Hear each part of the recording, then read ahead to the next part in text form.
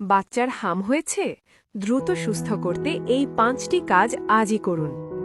বাচ্চার হাম বা মিজলস ধরা পড়েছে? ভয় পেয়ে ভুল ট্রিটমেন্ট বা কুসংস্কারে কান না দিয়ে বাচ্চাকে দ্রুত সুস্থ করতে ঘরে বসেই এই 5টি কাজ আজই শুরু করুন। 1. Vitamin a magic. হামের সময় বাচ্চার শরীরে ভিটামিন এ এর মারাত্মক ঘাটতি হয়, যা থেকে অন্ধত্বের মতো বিপদ হতে পারে।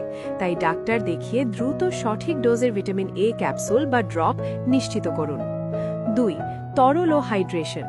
প্রচণ্ড জ্বরে বাচ্চার শরীর খুব দ্রুত শুকিয়ে যায়, তাই বুকের দুধ, ডাবের পানি, ওআরএস বা বাসায় বানানো ফলের রস বারবার খাওয়াতে থাকুন, যাতে কোনোভাবেই ডিহাইড্রেশন না হয়। 3. চোখের বিশেষ যত্ন। হামের কারণে বাচ্চার চোখ আলোর প্রতি খুব সেন্সিটিভ হয়ে যায় এবং চোখ দিয়ে পানি পড়ে।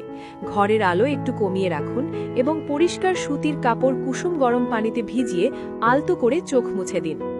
4. গোসল ও পরিচ্ছন্নতার মিথ। হাম হলে গোসল করানো যাবে না, এটি একটি ভয়ঙ্কর মিথ। জ্বর কমাতে এবং র্যাশের চুলকানি থেকে আরাম দিতে বাচ্চাকে কুসুম গরম পানিতে স্পঞ্জ বাথ করান বা নরম কাপড় দিয়ে গা মুছিয়ে দিন। 5. সম্পূর্ণ বিশ্রাম ও আইসোলেশন। হাম মারাত্মক ছোঁয়াচে একটি রোগ, তাই অন্য বাচ্চাদের থেকে তাকে একদম আলাদা রাখুন। এই সময়টাতে বাচ্চার শরীরের রিকভারির জন্য প্রচুর এনার্জি দরকার হয়, তাই তাকে সম্পূর্ণ বিশ্রামে রাখুন।